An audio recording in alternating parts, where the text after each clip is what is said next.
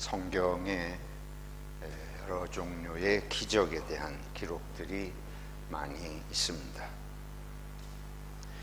기적이 어떤 때에 왜 일어나는 것인가?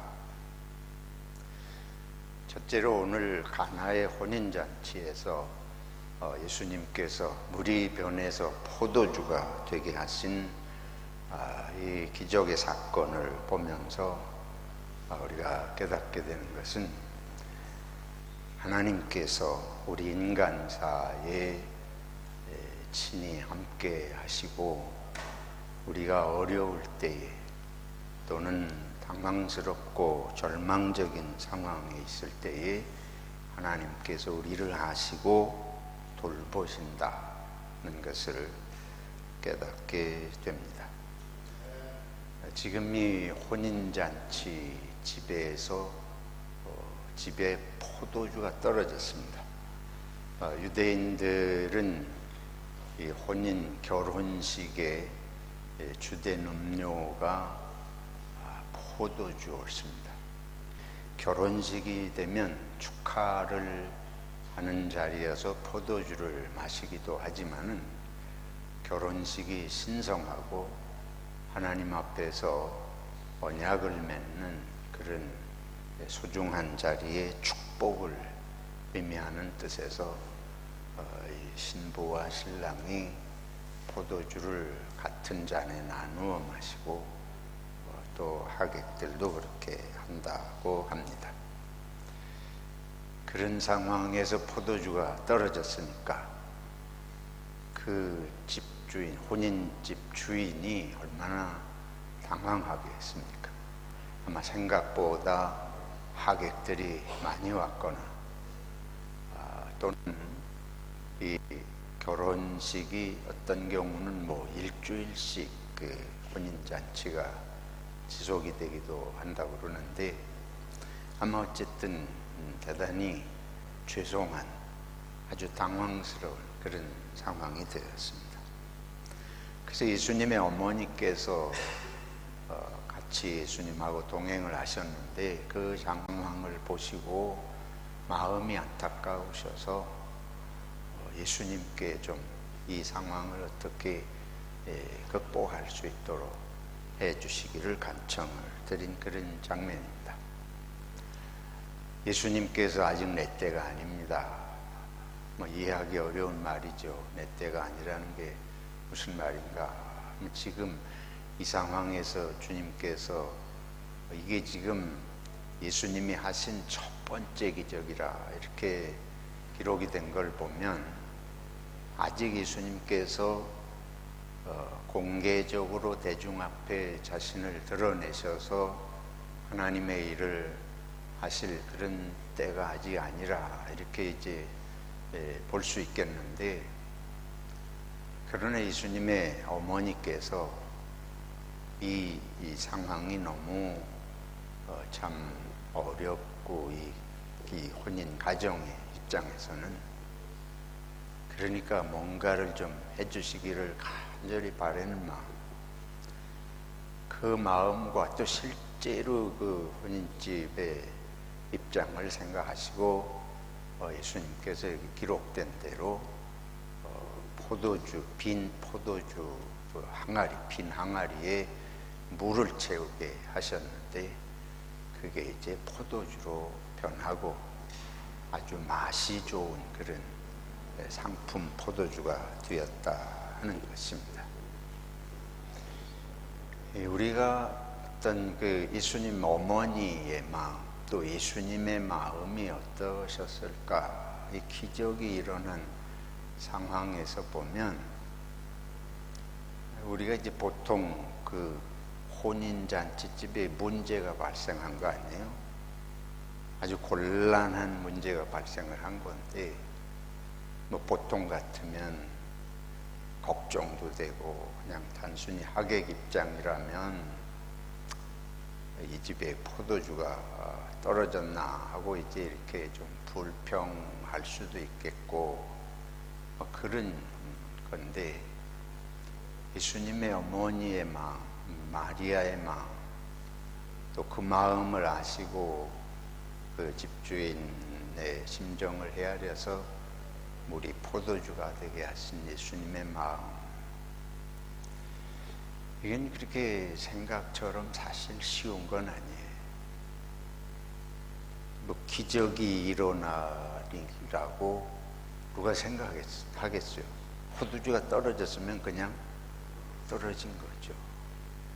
그걸 어떻게 예수님의 어머니는 뭔가가 있으리라고 어떻게 생각을 했나?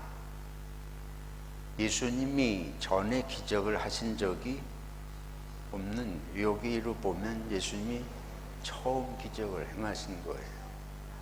근데 어떻게 마리아 그 어머니는 그런 생각을 했을까?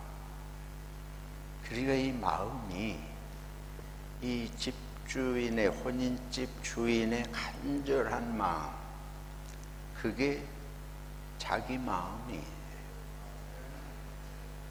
옆에서 보는 사람들은 이래저래 얘기할 수 있겠지만 이 혼인집 주인은 보통 당황스러운 일이 아니에요. 그런데 이 어머니는 그 마음이 자기 마음이 됐습니다.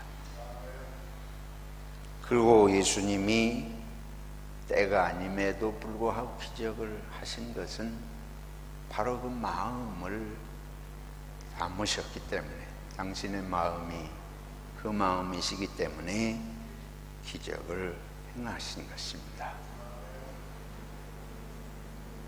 구약의 성경에 보면 모세가 홍해를 가르는 장면이 나오잖아요.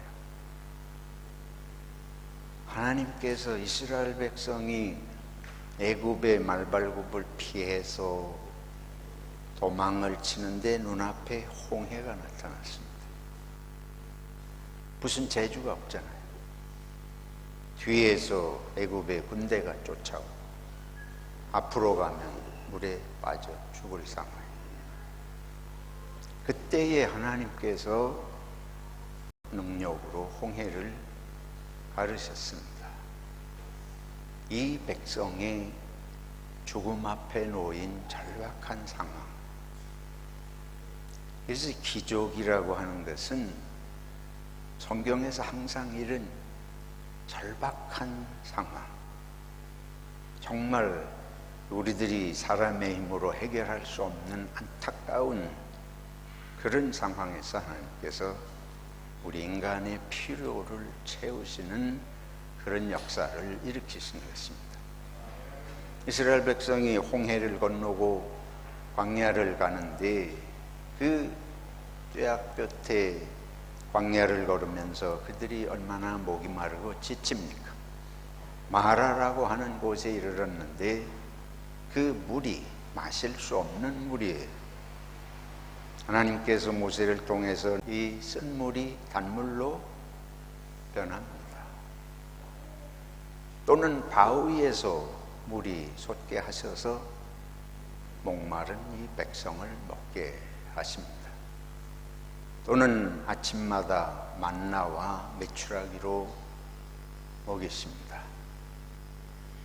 이런 것들이 다 무슨 기적을 위한 기적이 아니고 우리의 진정으로 필요한 절박한 그런 필요성을 하나님은 아시고 돌보신다. 엘리야 선지자가 바알 신을 섬기는 사람들을 대적을 하고 또 폭정을 행하는 아합 왕을 비판을 하다가 현상수배가 돼요. 쫓기는 몸이 됩니다.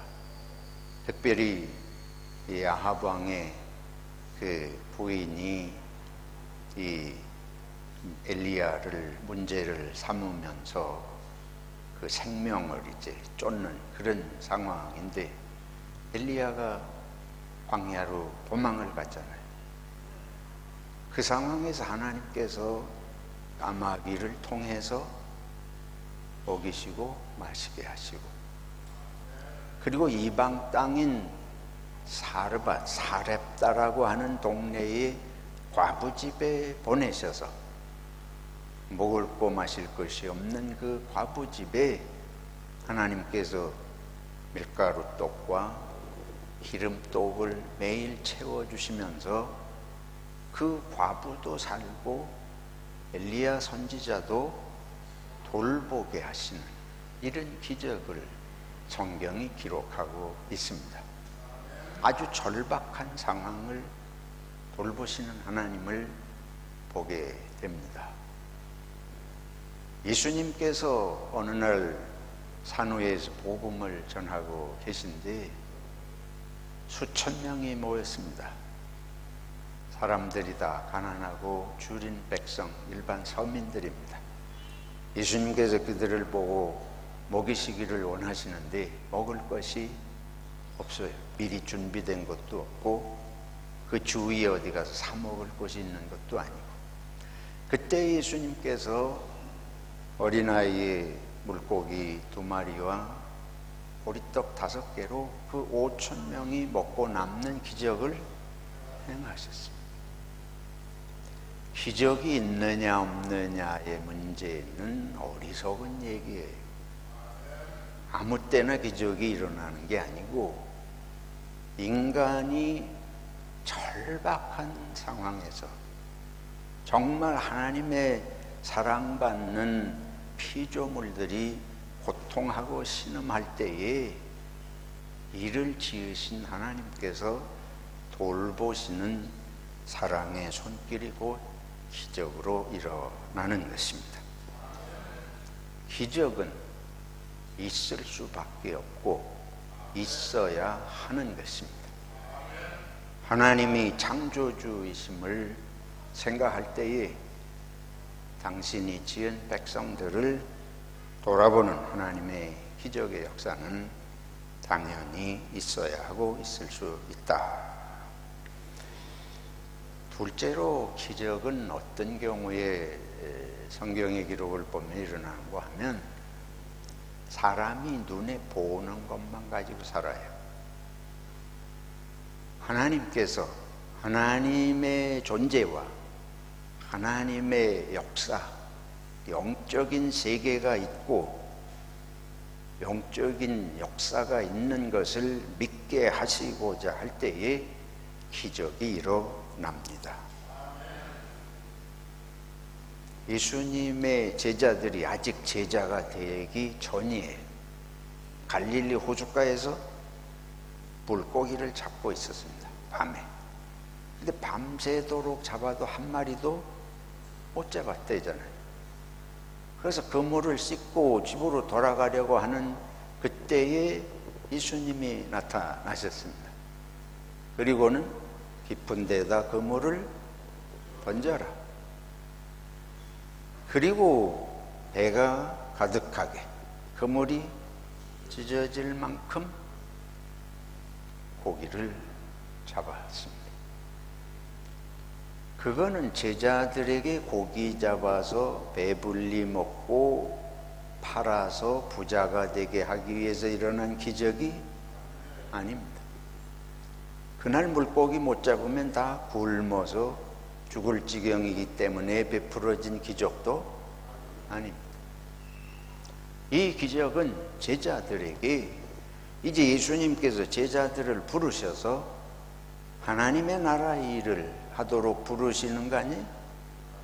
그리고 이제 인간적인 생각으로 눈에 보이는 일만 먹고 사는 일만 하고 살던 이들에게 이제 사람을 살리는 하나님의 일을 하는 일꾼들로 부르시고자 할 때에 그렇게 할 만한 동기가 부여돼야 될 거 아니에요. 그러니까 예수님께서 너희가 눈에 보이는 먹고 사는 일만이 세상의 전부가 아니다. 사람의 영혼을 살리는 하나님의 사람들이 하나님의 말씀으로 살아야 되는 이런 세계에 눈을 띄워주는 일을 하는 사람들이 필요한데 그들을 부르시기 위해서 예수님께서 이 기적을 행하신 거예요. 그래서 제자들이 놀래가지고 예수님이 이제 이분이 보통 분이 아니구나. 그리고 이런 일이 우리가 평생 하던 일을 했는데도 못 잡았는데 이것이 하나님의 역사가 아니면 이런 일이 있을 수 없다. 그래서 그들이 배와 그물을 버려두고 예수를 쫓으니라. 이걸 위한 거예요. 물고기를 더 잡게 하는 기적을 하신 것이 아니고 물고기 잡던 배와 그물을 버려두고 하나님 나라 일꾼이 될 마음의 전환이 일어나도록 기적을 하신 것입니다. 그리고 이거 분별을 해야 됩니다.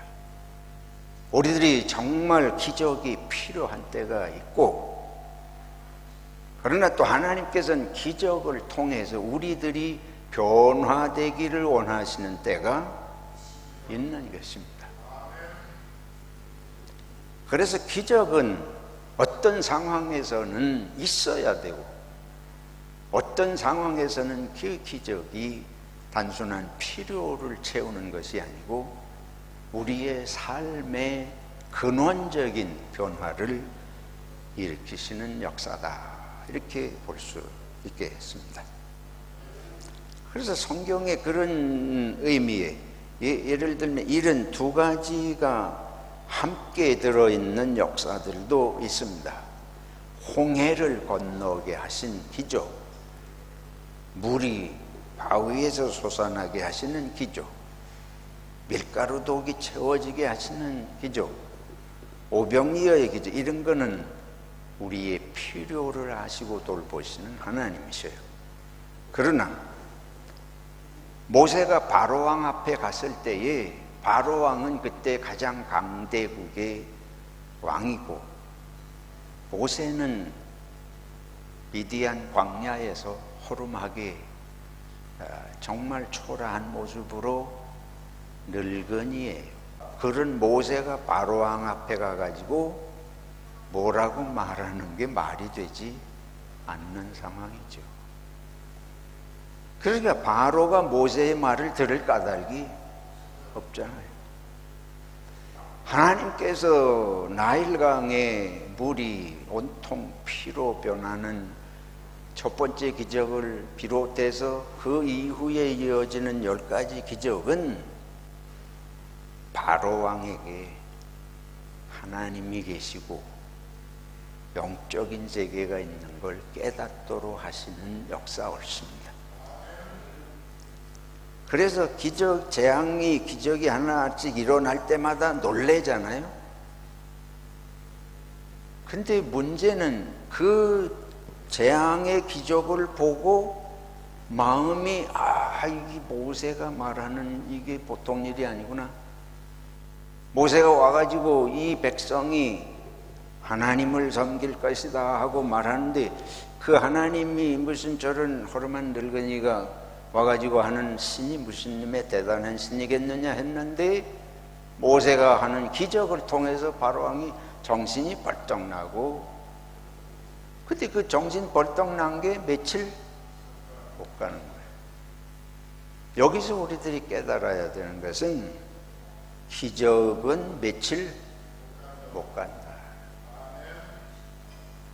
그러니까 바로왕이 10번을 보면서도 깨닫지를 못해요.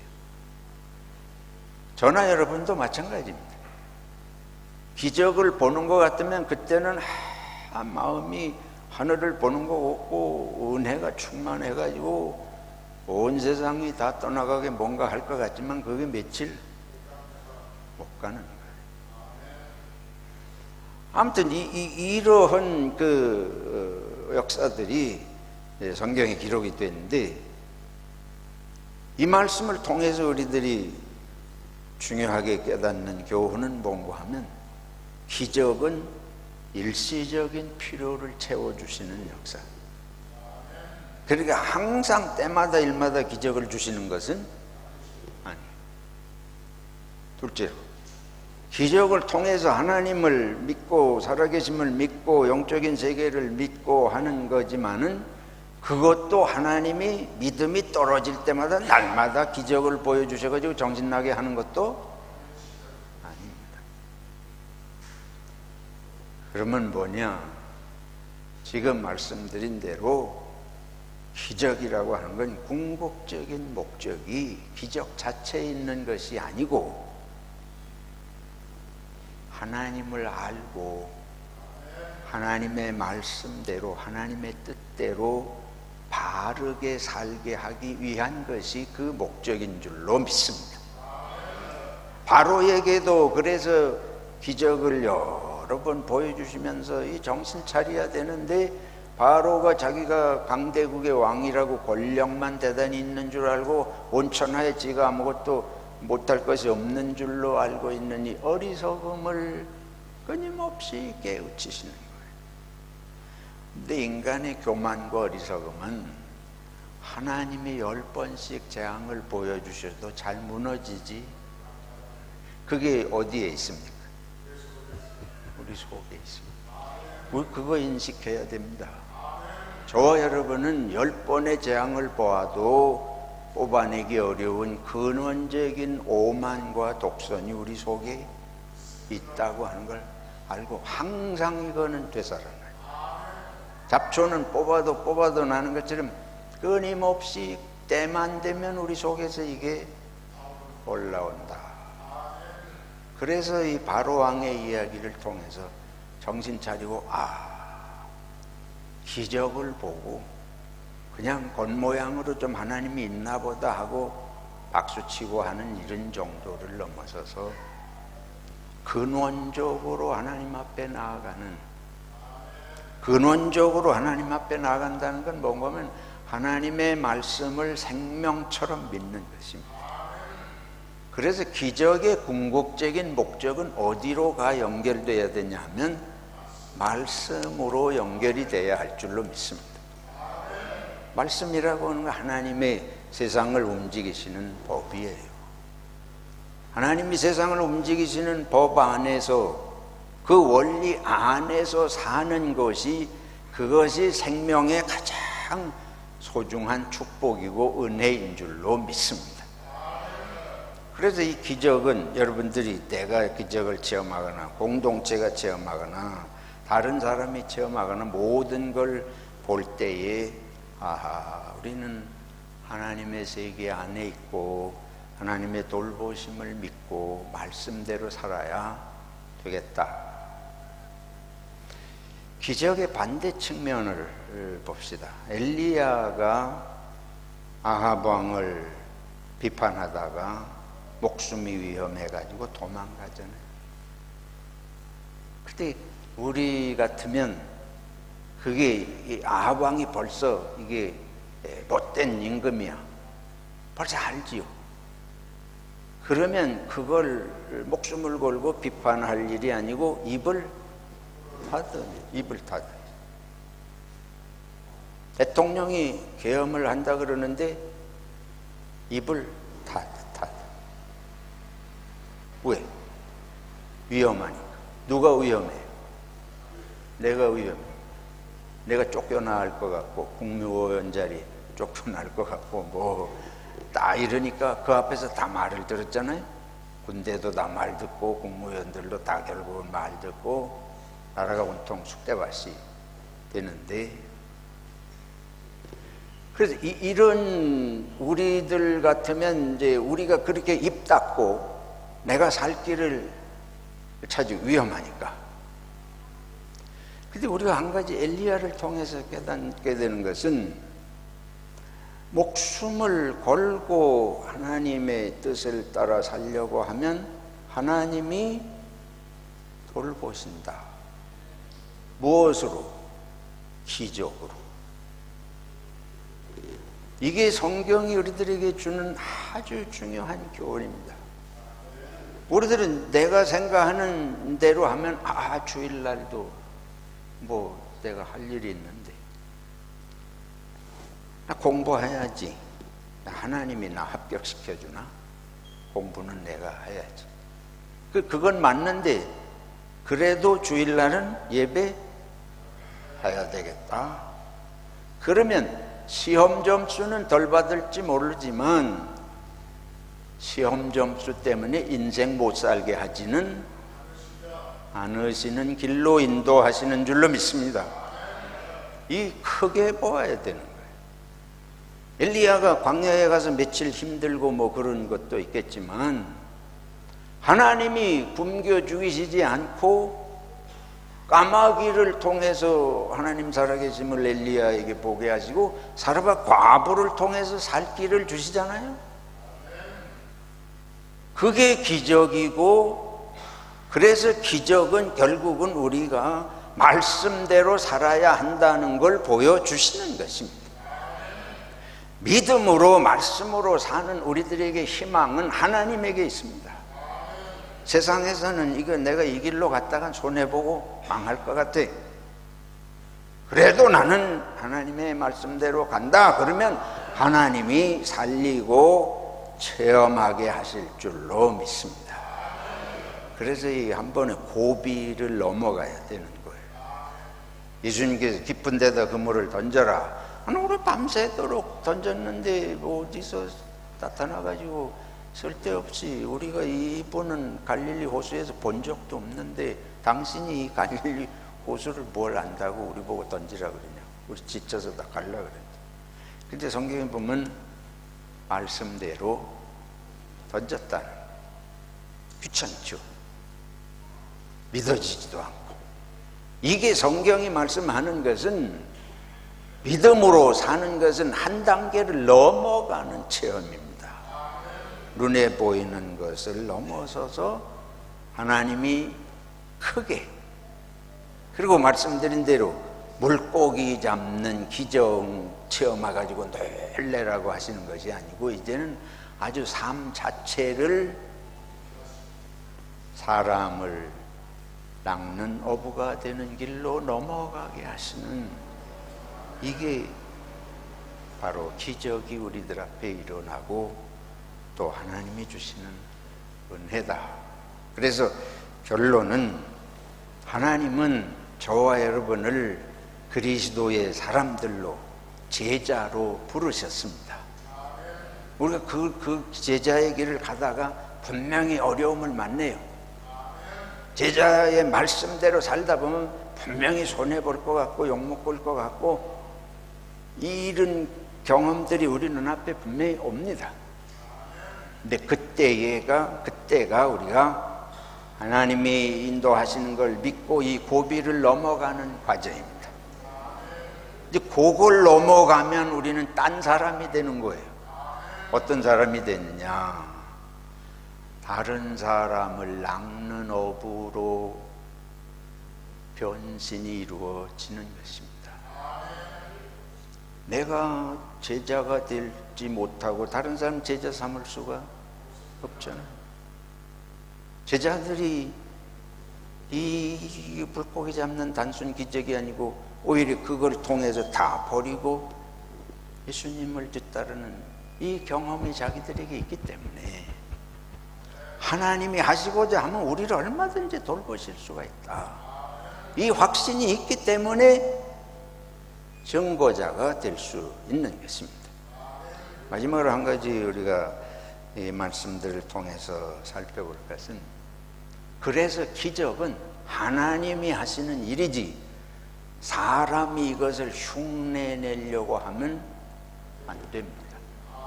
또 사람이 내가 할 수 있는 것처럼 무슨 수를 부리고 방법을 쓰려고 그러면 그거는 종교 사기꾼이 되는 것입니다. 세상에는 이 종교 사기꾼이 널려 있습니다. 몇 년 전에 여기에 정우성이라는 사람이 왔어요. 이 옛날에 계시던 그 순복음교회 정우성 목사님이 아니고 이름은 똑같은데, 이 사람이 와가지고 물로 포도주 되는 기적을 행한다는 거예요.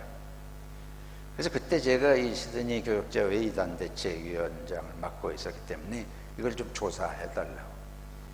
그래서 내가 실제로 그 집회한다는데 저쪽 콩코드에 있는 데 가서 참석을 해봤더니 강대상이 저만큼 멀어요. 이 호주교회 옛날에 강대상이 저 앞에 이렇게 높게 있잖아요. 우리 교회도 옛날에 있었던 게 지금 다 바꿨습니다만은 그 위에 이런 그 뭐라 그러나 이거 폿 조그마한 그런 항아리에다가 투명한 유리 물을 담아 놓고 있는데 이 사람이 이제 한참 뭐 하더니 이게 자기가 기도하면 물로 변한다는, 포도주로 변한다는 거예요. 하얀 맹물인데 한참 보러 중얼거리고 오는 물 포도주로 변했대. 근데 내가 보니까 멀쩡하게 맹물인데, 그래서 불러가지고 몇 사람하고 같이 조곤조곤 따져서 물었는데 이 사람이 사기꾼입니다. 근데 그런 거를 믿고 그런 거를 무슨 방법론적으로, 한국에서 그런 것들이 많이 있었습니다. 전에도 말씀드렸지만 기도하면 이빨이 금리로 변한다. 하나님이 하시면 하실 수 있겠지만 이런 걸 방법으로 무슨 하는 건 전부 사기꾼입니다. 그리고 그거에 도취해가지고 자기가 무슨 짓을 하는지를 모르는 거예요. 그게 왜 필요해? 필요한 경우에 하나님이 역사하시지만 이런 것들은 사람을 혼란시켜가지고 하나님의 말씀을 따라서 사는 평범한 그리스도인의 삶의 가치를 한 칼에 짓밟는, 그래가지고 자꾸 이상한 기적만 쫓아다니게 만드는, 이거는 아주 암덩어리 같은 거예요. 정신 차려야 됩니다. 이거는 무당 종교에서나 하는 일이지, 하나님이 하시는 일을 내가 방법론적으로 할 수 있는 것처럼 하는 것은 어리석다. 믿음이 잘못되면, 성경에 뱀을 집었는데 물려도 독이 안 오르고 죽지 않는다. 그래서 실제로 뱀을 집어요. 이거는 하나님의 역사를 잘 이해를 못하는 거예요. 아니 일부러 왜 뱀을 만져가지고 독을, 아프리카에서는 예수님이 무리를 걸으셨다, 베드로가 무리를 걸었다, 그렇게 자기가 믿음이 있는 사람처럼 물로 뛰어들어갔다가 물에 빠지는, 이런 거는 전부 하나님이 왜 이 기적을 행하시는지를 잘못 이해하기 때문에 생기는 어리석은 일이다. 결론입니다. 말씀대로 평범하게 사는 게 축복입니다. 말씀을 최선을 다해서 살 때 하나님이 복도 주시고 은혜도 주시고 기적도 주시는 줄로 믿습니다. 말씀대로 살아야 돼요. 이렇게 말씀을 무시하고 기적 미푼을 행하는 것처럼 해가지고 사람들을 혼란시켜서 몰고 다니는 거 바람직하지 않습니다. 거기서 믿음이 생기지 않습니다. 그 믿음 몇 발짝 가지를 못하는 거예요. 그래서 그거는 자꾸 중독이 돼가지고 그런 거 하는 데만 자꾸 쫓아다니게 만들어요. 무당 쫓아다니는 사람은 꿈만 꿔도 불안해가지고 무당을 찾아가야 돼. 이 무당한테 물어보고 저 무당한테 물어보고 끊임없이. 기독교는 그런 종교가 아니고 말씀대로, 세상 일로 말하면 법대로. 박정희가 법을 안 지키고 군대로, 전두환이 군대로, 윤석열이 검찰로. 그러니까 지금 한국에 어떤 현상이 생겼습니까? 군대를 못 믿어. 신문 보니까 군인이 내가 이제 군복 입고 다니기가 부끄럽습니다. 전에는 내가 군복을 입고 다니면 자랑스러운데 이제는 군복을 입고 다니기가 부끄럽습니다. 그리고 군대를 부끄럽게 만드는 거예요. 나라를 지키는 군대가, 육군사관학교 졸업했다고 자랑스러워하던 사람들이 전부 때만 되면 계엄하고 독재하는 도구로 쓰이니까 누가 지금 그 군대의 장성들을 믿겠어요? 이번에 또 검찰총장이 대통령 돼가지고 검찰이 자기 손아귀에 있다 그래가지고 뭐든지 맘대로 하니까 지금 아무도 검찰을 믿지 않습니다. 심각한 문제.